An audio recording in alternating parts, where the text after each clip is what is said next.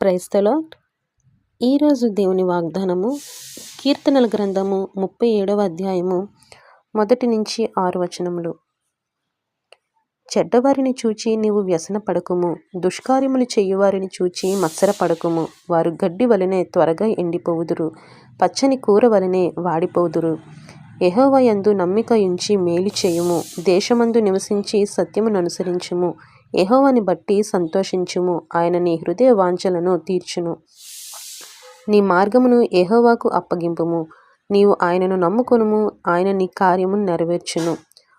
ఆయన వెలుగును వలె నీ నీతిని, మధ్యాహ్నము వలె నీ నిర్దోషత్వమును వెల్లడిపరచును. ఆమేన్. దేవుడిచ్చినటువంటి ఈ గొప్ప వాగ్దానము మనందరి జీవితంలో నెరవేరునుగాక. ఆమేన్.